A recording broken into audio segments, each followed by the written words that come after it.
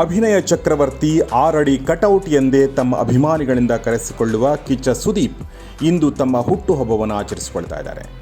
1971 September 2ರಂದು ಜನಿಸಿದ ಅವರು ಇಂದು 49 ವರ್ಷಗಳನ್ನು ಪೂರೈಸಿ 50ನೇ ವರ್ಷಕ್ಕೆ ಕಾಲಿಟ್ಟಿದ್ದಾರೆ. ಇನ್ನು ಅವರು ಚಿತ್ರರಂಗಕ್ಕೆ ಬಂದು 25 ವರ್ಷಗಳಾಗಿವೆ. Hey yo my people, the lion is back.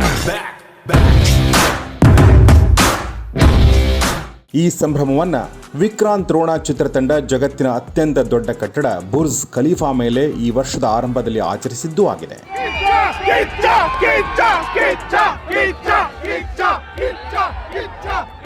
ಚಿತ್ರರಂಗದಲ್ಲಿ 25 ವರ್ಷಗಳನ್ನು ಪೂರೈಸುವುದು ಖಂಡಿತ ಸುಲಭದ ಮಾತಲ್ಲ. ಆದರೆ ಸುದೀಪ್ ನಿರ್ದೇಶಕರಾಗಿ, ನಿರೂಪಕರಾಗಿ, ನಿರ್ಮಾಪಕರಾಗಿ, ಗಾಯಕರಾಗಿ ಇಷ್ಟು ದೂರ ಸಾಗಿ ಬಂದಿರೋ ವಿಷಯ ಚಿಕ್ಕದು ಖಂಡಿತ ಅಲ್ಲ. ಅದೊಂದು ದೊಡ್ಡ ಸಾಧನೆಯೇ ಸರಿ.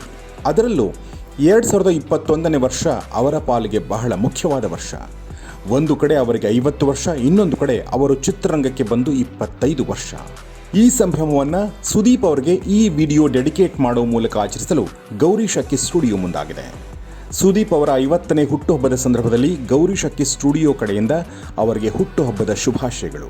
जंगल में सिंगल शेर नाम है उसका बब्बर शेर. ಸುದೀಪ್ ಯಶಸ್ಸಿಗೆ ಮೊದಲನೇ ಕಾರಣ ಸೀಕ್ರೆಟ್ ನಂಬರ್ 1, ತಾಳಿದವನು ಬಾಳಿಯಾನು. ಯಾವುದೇ ವ್ಯಕ್ತಿ ಒಂದು ಕ್ಷೇತ್ರದಲ್ಲಿ ಎಷ್ಟು ವರ್ಷಗಳ ಕಾಲ ಯಶಸ್ವಿಯಾಗಿ ಬೆಳೆಯುವುದು, ಸಸ್ಟೈನ್ ಆಗುವುದು ಅಂದರೆ ಅದಕ್ಕೆ ಕಾರಣಗಳು ಇರಲೇಬೇಕು. ಸುದೀಪ್ ಇಷ್ಟು ದೂರ ನಡೆದು ಬಂದಿದ್ದಾರೆ ಅಂದರೆ ಅದಕ್ಕೆ ಮುಖ್ಯ ಕಾರಣ ಅವರ ತಾಳ್ಮೆ. ಸುದೀಪ್ ರಾತ್ರೋರಾತ್ರಿ ದೊಡ್ಡ ಹೀರೋ ಆದವರಲ್ಲ. ಅವರು ಹುಚ್ಚ ಚಿತ್ರದ ಮೂಲಕ ದೊಡ್ಡ ಮಟ್ಟದಲ್ಲಿ ಗುರುತಿಸಿಕೊಂಡರೂ ಅಲ್ಲಿವರೆಗೂ ಅವರು ಕೂಡ ಸಾಕಷ್ಟು ವರ್ಷಗಳ ಕಾಲ ಸೈಕಲ್ ಹೊಡಿಬೇಕಾಯಿತು. ಗೆಲುವು ಸಿಕ್ಕದ್ದು 2001ನೇ ಇಸ್ವಿಯಲ್ಲಾದರೂ ಬಣ್ಣ ಹಚ್ಚಿದ್ದು ಅದಕ್ಕೂ 5 ವರ್ಷಗಳ ಹಿಂದೆಯೇ. 1996ರಲ್ಲಿ ಆರಂಭಗೊಂಡ ಬ್ರಹ್ಮ ಚಿತ್ರದ ಮೂಲಕ ಸುದೀಪ್ ಮೊದಲ ಬಾರಿಗೆ ಬಣ್ಣ ಹಚ್ಚಿದ್ರು. ಓಂ ಪ್ರಕಾಶ್ ರಾವ್ ಅಂತಹ ಸ್ಟಾರ್ ನಿರ್ದೇಶಕ, ಅಂಬರೀಷ್ ಅಂತ ಸ್ಟಾರ್ ನಟರ ನೇತೃತ್ವದಲ್ಲಿ ಸುದೀಪ್ ಚಿತ್ರರಂಗಕ್ಕೆ ಕಾಲಿಟ್ಟರು. ಕಂಠೀರವ ಸ್ಟುಡಿಯೋದಲ್ಲಿ ಈ ಚಿತ್ರದ ದೊಡ್ಡ ಮುಹೂರ್ತ ಕೂಡ ನಡೆಯಿತು. ಆದರೆ ಚಿತ್ರ ಅಂದುಕೊಂಡಂತೆ ಮುಂದುವರಿಯಲೇ ಇಲ್ಲ. ಬಹಳ ಆಸೆಪಟ್ಟು ಕನಸುಗಳನ್ನಿಟ್ಟುಕೊಂಡು ಚಿತ್ರರಂಗಕ್ಕೆ ಬಂದ ಸುದೀಪ್ಗೆ ಪ್ರಥಮ ಚುಂಬನಂ ದಂತ ಭಗ್ನಂ ಎನ್ನುವಂತಾಯಿತು. ಹಾಗಂತ ಅವರು ಸುಮ್ಮನೆ ಕೂರಲಿಲ್ಲ, ಮತ್ತಷ್ಟು ಪ್ರಯತ್ನ ಮಾಡಿತು. ಮರು ವರ್ಷವೇ ತಾಯವ್ವ ಎಂಬ ಚಿತ್ರದ ಮೂಲಕ ಕನ್ನಡ ಚಿತ್ರರಂಗಕ್ಕೆ ಎಂಟ್ರಿ ಕೊಟ್ಟರು. ಅಲ್ಲೂ ಯಶಸ್ಸು ಸಿಗಲಿಲ್ಲ. ಅದಾಗಿ 2 ವರ್ಷಗಳ ನಂತರ ಬಿಡುಗಡೆಯಾಗಿದ್ದು ರಮೇಶ್ ಅರವಿಂದ್ ಅಭಿನಯದ ಪ್ರತ್ಯರ್ಥ ಚಿತ್ರ. ಹಾಗೆ ನೋಡಿದರೆ ಅವರಿಗೆ ಬ್ರೇಕ್ ಅಂತ ಅನಿಸಿದ್ದು ಸುನಿಲ್ ಕುಮಾರ್ ದೇಸಾಯಿ ಅವರೇ ನಿರ್ದೇಶಿಸಿದ ಸ್ಪರ್ಶ ಚಿತ್ರ. 2000ನೇ ಇಸ್ವಿಯಲ್ಲಿ ಬಿಡುಗಡೆಯಾದ ಈ ಚಿತ್ರ ಇನ್ನೇನು ಯಶಸ್ವಿಯಾಯಿತು ಅನ್ನುವಷ್ಟರಲ್ಲಿ ಡಾಕ್ಟರ್ ರಾಜ್ಕುಮಾರ್ ಅವರ ಕಿಡ್ನ್ಯಾಪ್ ಆಗಿ ಚಿತ್ರ ಪ್ರದರ್ಶನವೇ ನಿಂತುಹೋಯಿತು. ಅಲ್ಲಿಗೆ ಸುದೀಪ್ ಅವರ ಕನಸುಗಳು ಮತ್ತೊಮ್ಮೆ ನುಚ್ಚುನೂರಾದವು. ಈ ಸಂದರ್ಭದಲ್ಲಿ ಈ ಎಲ್ಲ ನೋವು, ನಿರಾಸೆ, ಐರನ್ ಲೆಗ್ ಎಂಬ ಅಪವಾದ ಈ ಎಲ್ಲವುಗಳನ್ನು ಮೀರಿ ಅವರು ಮಾಡಿದ್ದು ಹುಚ್ಚ ಎಂಬ ಚಿತ್ರ. ತಮಿಳಿನ ಸೇತು ಚಿತ್ರದ ರೀಮೇಕ್ ಆದ ಹುಚ್ಚ ದೊಡ್ಡ ಹಿಟ್ ಆಯಿತು. ಈ ಚಿತ್ರದ ಮೂಲಕ ಕನ್ನಡ ಚಿತ್ರರಂಗಕ್ಕೆ ಸುದೀಪ್ ಎಂಬ ಹೊಸ ಲವ್ ಕಮ್ ಆಕ್ಷನ್ ಹೀರೋನ ಎಂಟ್ರಿ ಆಯಿತು. ಪ್ರಾಯಶಃ ಬ್ರಹ್ಮ ಚಿತ್ರ ನಿಂತಾಗಲೇ ಸುದೀಪ್ ಬೇಸರದಿಂದ ಚಿತ್ರರಂಗದಿಂದ ಏನಾದರೂ ವಿಮುಖರಾಗಿ ಬಿಟ್ಟಿದ್ರೆ ಕನ್ನಡಕ್ಕೆ ಒಬ್ಬ ಪ್ರತಿಭಾವಂತ ಸಾಹಸಿ ನಟ, ನಿರ್ದೇಶಕ ಸಿಗ್ತಾ ಇರಲಿಲ್ಲ. ಈ ಸಂದರ್ಭದಲ್ಲಿ ಅವರ ಕೈ ಹಿಡಿದಿದ್ದು ತಾಳ್ಮೆ. ಕೇವಲ ಈ 5 ವರ್ಷಗಳು ಮಾತ್ರವಲ್ಲ, ಸುದೀಪ್ ಅವರ ವೃತ್ತಿ ಜೀವನವನ್ನು ಸೂಕ್ಷ್ಮವಾಗಿ ಗಮನಿಸಿದರೆ ಅವರು ಹಲವು ಸವಾಲು ಮತ್ತು ಸಮಸ್ಯೆಗಳನ್ನು ತಾಳ್ಮೆಯಿಂದ ಜಯಿಸಿದ್ದನ್ನು ನಾವು ಗಮನಿಸಬಹುದು.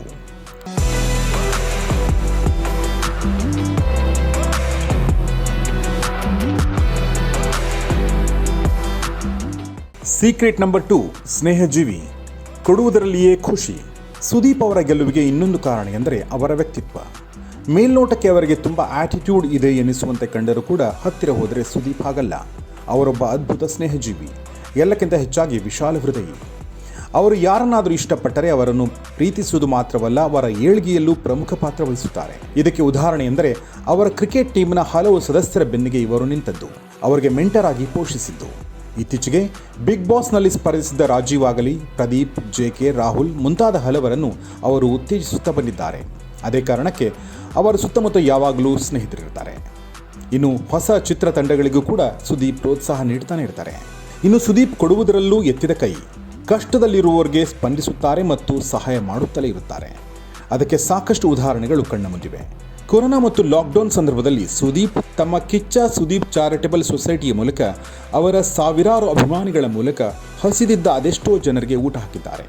ಕಷ್ಟದಲ್ಲಿರುವ ಹಲವರಿಗೆ ತಮ್ಮದೇ ರೀತಿಯಲ್ಲಿ ಸಹಾಯ ಮಾಡಿದ್ದಾರೆ. ಎಲ್ಲರೂ ಮರೆತೇ ಹೋಗಿದ್ದ ಪೋಷಕ ಕಲಾವಿದರನ್ನು ನೆನಪಿಸಿಕೊಂಡು ಅವರಿಗೆ ಸಹಾಯ ಹಸ್ತ ಚಾಚಿದ್ದಾರೆ. ಇನ್ನು ಸರ್ಕಾರಿ ಶಾಲೆಗಳನ್ನು ದತ್ತು ತೆಗೆದುಕೊಳ್ಳುವುದು, ಆರೋಗ್ಯ ಸಮಸ್ಯೆಗಳನ್ನು ಎದುರಿಸುತ್ತಿರುವವರಿಗೆ ಸ್ಪಂದಿಸುವುದು, ಕಷ್ಟದಲ್ಲಿರುವವರಿಗೆ ಹಣ ಸಹಾಯ ಮಾಡುವುದು, ಹೀಗೆ ನಿರಂತರವಾಗಿ ಸುದೀಪ್ ಒಂದಲ್ಲ ಒಂದು ರೀತಿಯಲ್ಲಿ ಸುದ್ದಿಯಲ್ಲಿದ್ದೇ ಇರ್ತಾರೆ. ಅದೇ ಕಾರಣಕ್ಕೆ ಅವರ ಮೇಲೆ ಕನ್ನಡಿಗರಿಗೆ ವಿಶೇಷವಾದ ಪ್ರೀತಿ ಮತ್ತು ಅಭಿಮಾನ. ಹೀಗಾಗಿ ಸುದೀಪ್ ಅವರ ಗೆಲುವಿಗೆ ಅವರ ಈ ಮಿಡಿಯುವ ವ್ಯಕ್ತಿತ್ವ ಕೂಡ ಒಂದು ಪ್ರಮುಖ ಕಾರಣ.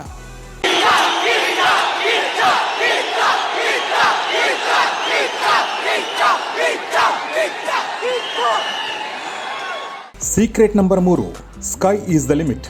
ಒಂದು ಸಲ ಯಶಸ್ಸು ಸಿಕ್ಕರೆ ಅದನ್ನು ಕಾಪಾಡಿಕೊಳ್ಳಬೇಕು ಅನ್ನೋ ಧಾವಂತದಲ್ಲಿ ಬಹಳಷ್ಟು ಜನ ಡಿಫೆನ್ಸ್ ಆಟ ಆಡ್ತಾರೆ. ಆದರೆ ಇದಕ್ಕೆ ಅಪವಾದ ಕಿಚ್ಚ ಸುದೀಪ್.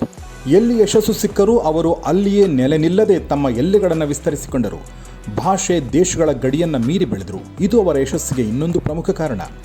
ಇದರಲ್ಲಿ ಮುಖ್ಯವಾಗಿ ಪಾತ್ರ ವಹಿಸೋದು ಅವರು ಆಯ್ಕೆ ಮಾಡಿರುವ ಪಾತ್ರಗಳು. ಸುದೀಪ್ ಅವರ ವೃತ್ತಿ ಜೀವನವನ್ನು ಸೂಕ್ಷ್ಮವಾಗಿ ಗಮನಿಸಿದರೆ ಆರಂಭದ ಕೆಲವು ಚಿತ್ರಗಳಲ್ಲಿ ಅವರು ಆಕ್ಷನ್ ಹೀರೋ ಆಗಿ ನಟಿಸಿದರು. ನಂತರ ಸ್ವಾತಿ ಮುತ್ತು ಈ ಚಿತ್ರದ ಮೂಲಕ ಮೊದಲ ಬಾರಿಗೆ ಪಥ ಬದಲಿಸಿದರು. ಪಕ್ಕಾ ಕಮರ್ಷಿಯಲ್ ಹೀರೋ ಪಾತ್ರಗಳನ್ನೇ ಹೆಚ್ಚು ಮಾಡಿದ್ದವರು ಈ ಚಿತ್ರದಲ್ಲಿ ಬುದ್ಧಿಮಾಂದ್ಯನಾಗಿ ನಟಿಸಿದರು. ಕಮಲ್ ಹಾಸನ್ ಮಾಡಿದ ಬಹಳ ಕ್ಲಿಷ್ಟಕರ ಪಾತ್ರಕ್ಕೆ ಕನ್ನಡದಲ್ಲಿ ನ್ಯಾಯ ಒದಗಿಸಿದರು. ಆ ನಂತರ ಮೈ ಆಟೋಗ್ರಾಫ್ ಚಿತ್ರದಲ್ಲಿ ಪ್ರೇಮಿಯಾಗಿ, ನಂಬರ್ 73 ಶಾಂತಿನಿವಾಸದಲ್ಲಿ ಬಾಣಸಿಗನಾಗಿ, ಮುಸ್ಸಂಜೆ ಮಾತು ಚಿತ್ರದಲ್ಲಿ ರೇಡಿಯೋ ಜಾಕಿ ಪಾತ್ರ ಮಾಡಿದರು. ಅವರಲ್ಲಿರುವ ಈ ಪ್ರತಿಭೆಯನ್ನು ಗಮನಿಸಿಯೇ ರಾಮ್ ಗೋಪಾಲ್ ವರ್ಮಾ ಸುದೀಪ್ ಅವರನ್ನು ಹಿಂದಿ ಚಿತ್ರರಂಗಕ್ಕೆ ಕರೆದೊಯ್ದು ರನ್ ಎಂಬ ಚಿತ್ರ ಮಾಡಿಸಿದರು. ಆ ಚಿತ್ರ ಅವರ ವೃತ್ತಿ ಜೀವನದಲ್ಲಿ ಮತ್ತೊಂದು ಮೈಲಿಗಲ್ಲಾಯಿತು. ಈ ಚಿತ್ರಗಳಲ್ಲಿ ಸುದೀಪ್ ಅವರ ನಟನೆಯನ್ನು ಗಮನಿಸಿದ ಇನ್ನೊಬ್ಬ ದಿಗ್ಗಜ ನಿರ್ದೇಶಕ ಎಸ್ ರಾಜಮೌಳಿ ತೆಲುಗಿನ ಈಗ ಚಿತ್ರದಲ್ಲಿ ವಿಲನ್ ಪಾತ್ರವನ್ನು ಸುದೀಪ್ ಅವರಿಗೆ ನೀಡಿದರು. ಈ ಚಿತ್ರದಲ್ಲಿ ಸುದೀಪ್ ಮಾಡಿದ ಪಾತ್ರ ಯಾವುದೇ ನಟನಿಗಾದರೂ ದೊಡ್ಡ ಸವಾಲೇ ಸರಿ. ಆ ಪಾತ್ರವನ್ನು ಅತ್ಯಂತ ಸಮರ್ಥವಾಗಿ ನಿರ್ವಹಿಸಿದ ಸುದೀಪ್ ದೊಡ್ಡ ಪ್ರಮಾಣದಲ್ಲಿ ಪ್ಯಾನ್ ಇಂಡಿಯಾ ನಟನಾಗಿ ಹೊರಹೊಮ್ಮಿದರು. ಅದಕ್ಕೂ ಮುನ್ನ ಅವರು ಕನ್ನಡ, ಹಿಂದಿ, ತೆಲುಗು ಮತ್ತು ತಮಿಳು ಚಿತ್ರಗಳಲ್ಲಿ ನಟಿಸಿದ್ದರು. ನಂತರದ ದಿನಗಳಲ್ಲಿ ತಮಿಳಿನಲ್ಲಿ ಪುಲಿ, ತೆಲುಗಿನಲ್ಲಿ ಸೈರಾ ನರಸಿಂಹರೆಡ್ಡಿ, ಹಿಂದಿಯಲ್ಲಿ ದವಾಂಗ್ ಚಿತ್ರಗಳಲ್ಲಿ ಅವರು ನಟಿಸುವಂತಾಯಿತು. ಈಗಲೂ ಅಷ್ಟೇ ಅವರ ಕೋಟಿಗೊಬ್ಬ 3 ಮತ್ತು ವಿಕ್ರಾಂತ್ ರೋಣ ಚಿತ್ರಗಳು ಬಹುಭಾಷೆಗಳಲ್ಲಿ ಬಿಡುಗಡೆ ಆಗ್ತಾ ಇವೆ. ವಿಕ್ರಾಂತ್ ರೋಣ ಚಿತ್ರ ಭಾರತದ 5 ಭಾಷೆಗಳಲ್ಲಿ ಬಿಡುಗಡೆಯಾಗುವುದರ ಜೊತೆಗೆ ಜಗತ್ತಿನ 8 ಭಾಷೆಗಳಲ್ಲಿ ಡಬ್ ಆಗಿ 50ಕ್ಕೂ ಹೆಚ್ಚು ದೇಶಗಳಲ್ಲಿ ಬಿಡುಗಡೆ ಆಗ್ತದೆ ಅಂದರೆ ಸುದೀಪ್ ಅವರ ಲೆವೆಲ್ ಏನು ಅನ್ನೋದನ್ನು ಅರ್ಥ ಮಾಡಿಕೊಳ್ಬಹುದು. ಹೀಗೆ ನಿರಂತರವಾಗಿ ಪ್ರಯೋಗ ಮಾಡುತ್ತಲೇ ಹೋಗಿದ್ದರಿಂದ ಸುದೀಪ್ ಈ ಮಟ್ಟಕ್ಕೆ ಬೆಳೆಯುವುದು ಸಾಧ್ಯವಾಯಿತು. Secret number 4, ಪ್ರಯೋಗಶೀಲ. ನಟನಾಗಿ ತಮ್ಮ ಜರ್ನಿಯನ್ನು ಶುರು ಮಾಡಿದರು. ಇಂದು ಸುದೀಪ್ ಅವರನ್ನು ಕೇವಲ ಒಬ್ಬ ನಟ ಎಂದು ಮಾತ್ರ ಗುರುತಿಸಲು ಸಾಧ್ಯವಿಲ್ಲ. ಯಾಕೆಂದರೆ ಅವರ ವ್ಯಕ್ತಿತ್ವಕ್ಕೆ ಹಲವು ಆಯಾಮಗಳು. ಅವರು ನಟ ಮಾತ್ರವಲ್ಲ, ನಿರ್ದೇಶಕರು ಹೌದು, ನಿರ್ಮಾಪಕ, ಗಾಯಕ, ಬಾಣಸಿಗ, ಕ್ರಿಕೆಟಿಗ ಎಲ್ಲವೂ ಹೌದು. ಅವರಿಗೆ ಸಿನಿಮಾ ತಂತ್ರಜ್ಞಾನದಲ್ಲಿ ವಿಶೇಷವಾದ ಆಸಕ್ತಿ ಇದೆ. ಹಲವು ಕ್ಯಾಮರಾಗಳನ್ನು, ಲೆನ್ಸ್ಗಳನ್ನು ಅವರು ತರಿಸುತ್ತಾ ಇರ್ತಾರೆ. ಹೊಸ ಪ್ರಯೋಗಗಳನ್ನು ಮಾಡ್ತಾ ಇರ್ತಾರೆ. ಒಟ್ಟಾರೆ ಅವರ ಅಭಿಮಾನಿಗಳು ಹೇಳುವಂತೆ ಅವರೊಬ್ಬ ಸಕಲ ಕಲಾವಲ್ಲಭ. ಸುದೀಪ್ ಯಾವತ್ತೂ ಒಂದೇ ವಿಷಯಕ್ಕೆ ತಮ್ಮನ್ನು ಸೀಮಿತಗೊಳಿಸಿಕೊಳ್ಳಲಿಲ್ಲ. ನಟನೆ, ನಿರ್ದೇಶನದ ಜೊತೆಗೆ ಕ್ರಿಕೆಟ್ನಲ್ಲಿರುವ ತಮ್ಮ ಆಸಕ್ತಿಯನ್ನು ಪೋಷಿಸಿದರು. ಸೆಲೆಬ್ರಿಟಿ ಕ್ರಿಕೆಟ್ ಲೀಗ್ ನಡೆದಾಗ ಕನ್ನಡ ಚಿತ್ರರಂಗದಿಂದ ಒಂದು ತಂಡವನ್ನು ಕಟ್ಟಿದರು. ಬೇರೆ ಬೇರೆ ಭಾಷೆಗಳ ತಂಡಗಳೊಂದಿಗೆ ಆಡಿ ಗೆದ್ದು ಕನ್ನಡ ಚಿತ್ರರಂಗಕ್ಕೆ ಹೆಮ್ಮೆ ತಂದರು. ಬಿಗ್ ಬಾಸ್ ನಡೆಸಿಕೊಡುವ ಮೂಲಕ ನಿರೂಪಕರಾದರು. ಸ್ಟಾರ್ ನಟನಟಿಯರು ಕಿರುತೆರೆಗೆ ಹೋಗುವುದಕ್ಕೆ ಹೆದರುತ್ತಿದ್ದಾಗ ಸುದೀಪ್ ಬಿಗ್ ಬಾಸ್ ಕಾರ್ಯಕ್ರಮದ ನಿರೂಪಕರಾಗಿ ಆ ಕಾರ್ಯಕ್ರಮವನ್ನು ತಮ್ಮ ವಿಶಿಷ್ಟ ನಿರೂಪಣೆಯಿಂದ ಗೆಲ್ಲಿಸಿದರು. 8 ಸೀಸನ್ಗಳನ್ನು ಸತತವಾಗಿ ಸುದೀಪ್ ನಡೆಸಿಕೊಟ್ಟಿದ್ದು ಅವರಲ್ಲಿದ್ದ ಬಿಗ್ ಬಾಸ್ ಅನ್ನು ಊಹಿಸಿಕೊಳ್ಳಲು ಅಸಾಧ್ಯ ಎನ್ನುವಷ್ಟು ಜನಪ್ರಿಯಗೊಳಿಸಿದ್ದಾರೆ. ಮನಸ್ಸು ಒಂದ್ಸಲ ಆ ಕಡೆ ಹೋಗುತ್ತೆ, ಒಂದ್ಸಲ ಈ ಕಡೆ ಬರುತ್ತೆ. ಅದಕ್ಕೆ ಕಾರಣ ಚಂದ್ರ 8ನೇ ಮನೇಲಿದ್ದಾನೆ. ಅದ್ರಿಗೋನ್ case. Secret number 5, master chef. ಇದೇನಿದು, ಇದಕ್ಕೂ ಸುದೀಪ್ ಅವರ ಯಶಸ್ಸಿಗೂ ಏನು ಸಂಬಂಧ ಅಂತ ನಿಮಗೆ ಅನ್ನಿಸಬಹುದು. ಆದರೆ ನಮ್ಮ ಪ್ರಕಾರ ಸುದೀಪ್ ಯಶಸ್ಸಿಗೆ ಮೇಲಿನ ಎಲ್ಲ ಕಾರಣಗಳ ಜೊತೆಗೆ ಈ ಎಲ್ಲವನ್ನೂ ಜೋಡಿಸುವ ಒಂದು ಅದ್ಭುತ ಗುಣವೂ ಇದೆ. ಅದುವೇ ಬಾಣಸಿಗನ ಕ್ವಾಲಿಟಿ. ಅದ್ಭುತ ಅಡುಗೆ ಮಾಡಲು ಗೃಹಿಣಿ ಹೇಗೆ ತನ್ನ ಸುಪರ್ದಿಯಲ್ಲಿರುವ ಎಲ್ಲ ಮಸಾಲೆಗಳನ್ನು ಬಳಸ್ತಾಳೋ, ಎಲ್ಲವೂ ಹದವಾಗಿ ಕರಿಯಲು, ಬೇಯಲು, ಅರಳಲು ಪ್ರೀತಿಯಿಂದ ಕಾಯ್ತಾಳೋ, ಹಾಗೆಯೇ ಸುದೀಪ್ ಅದ್ಭುತ ವ್ಯಕ್ತಿತ್ವಕ್ಕೆ ಬೇಕಾದ ಎಲ್ಲವನ್ನೂ ಜೋಡಿಸ್ತಾರೆ. ಬೇಕಾದ ಪ್ರಮಾಣದಲ್ಲಿ ಸೇರಿಸ್ತಾರೆ. ಅದುವೇ ರುಚಿಕರ ಅಡುಗೆಯ ರಹಸ್ಯ. ಅದೇ ರೀತಿ ಆರೋಗ್ಯಕ್ಕೆ ಬೇಕಾದಷ್ಟು ಅಭಿನಯ, ರುಚಿಗೆ ಬೇಕಾದಷ್ಟು ಹಾಡುಗಾರಿಕೆ, ಊಟ ಚೆನ್ನಾಗಿ ಕಾಣಲು ಬೇಕಾದ ಪ್ರಯೋಗಶೀಲತೆ ಎಲ್ಲವೂ ಸುದೀಪ್ಗೆ ದಕ್ಕಿದ್ದು ಈ ಅಡುಗೆ ಮನೆಯಿಂದ. ಇತ್ತೀಚಿನ ವರ್ಷಗಳಲ್ಲಿ ಬಾಣಸಿಗರಾಗಿಯೂ ಸುದೀಪ್ ಎಲ್ಲರಿಗೂ ಹತ್ತಿರವಾಗಿದ್ದಾರೆ. ಬಿಡುವಾಗಿದ್ದಾಗ ತಮ್ಮಿಷ್ಟದ ಖಾದ್ಯಗಳನ್ನು ಮಾಡುವುದಷ್ಟೇ ಅಲ್ಲ, ತಮ್ಮ ಹತ್ತಿರವಿದ್ದವರಿಗೂ ಮಾಡಿ ಬಡಿಸಿ ಅವರನ್ನು ಖುಷಿಪಡಿಸ್ತಾರೆ. ಇತ್ತೀಚೆಗೆ ಬಿಗ್ ಬಾಸ್ನಲ್ಲಿ ಸ್ಪರ್ಧಿಯೊಬ್ಬರು ತಮಗೆ ಸುದೀಪ್ ಅಡುಗೆ ತಿನ್ನುವ ಆಸೆಯಾಗಿದೆ ಎಂದು ಮನವಿಟ್ಟಾಗ ಮನೆಯಲ್ಲಿದ್ದ ಅಷ್ಟೂ ಜನರಿಗೆ ಸುದೀಪ್ ತಮ್ಮ ಮನೆಯಿಂದ ಅಡುಗೆ ಮಾಡಿ ಕಳಿಸಿದರು. ಇನ್ನು ತೀರಾ ಇತ್ತೀಚೆಗೆ ಸುದೀಪ್ ಮತ್ತು ತಮಿಳು ನಿರ್ದೇಶಕ ವೆಂಕಟ್ ಪ್ರಭು ಭೇಟಿಯಾಗಿದ್ದಾರೆ. ಸುದೀಪ್ ಅವರ ಆತಿಥ್ಯ ನೋಡಿ ಫುಲ್ ಫಿದಾ ಆಗಿರುವ ವೆಂಕಟ್ ಅದನ್ನು ಸೋಷಿಯಲ್ ಮೀಡಿಯಾ ಮೂಲಕ ಹಂಚಿಕೊಂಡಿದ್ದಾರೆ. ಸುದೀಪ್ ಮಾಡಿಕೊಟ್ಟ ಆಮ್ಲೆಟ್ ಫೋಟೋವೊಂದನ್ನು ಶೇರ್ ಮಾಡಿರುವ ವೆಂಕಟ್ ಎಂಥ ಅದ್ಭುತ ಆತಿಥ್ಯ ಎಂದು ಹಾಡಿ ಹೊಗಳಿದ್ದಾರೆ. ಸುದೀಪ್ ಇದೀಗ ಈ ಬಾಣಸಿಗನ ಕಲೆಯನ್ನು ವಿಸ್ತರಿಸ್ತಾ ಇದ್ದಾರೆ. ಇತ್ತೀಚೆಗಷ್ಟೇ ಬಿಗ್ ಬಾಸ್ ಮುಗಿಸಿರುವ ಅವರು ಸದ್ಯದಲ್ಲಿಯೇ ಮಾಸ್ಟರ್ ಶೆಫ್ ಎಂಬ ಕಾರ್ಯಕ್ರಮವನ್ನು ನಡೆಸಿಕೊಡುವುದಕ್ಕೆ ಸಜ್ಜಾಗಿದ್ದಾರೆ. ಸದ್ಯದಲ್ಲಿಯೇ ಈ ಕಾರ್ಯಕ್ರಮವೂ ಆರಂಭವಾಗಲಿದೆ. ಸುದೀಪ್ ಅವರ ಹುಟ್ಟುಹಬ್ಬದ ಸಂದರ್ಭದಲ್ಲಿ ಅವರಿಗೆ ಗೌರಿ ಶಕ್ಕಿ ಸ್ಟುಡಿಯೋದ ಎಲ್ಲ ಸ್ನೇಹಿತರ ಪರವಾಗಿ ಮತ್ತೊಮ್ಮೆ ವೆರಿ ಹ್ಯಾಪಿ ಬರ್ಡೇ.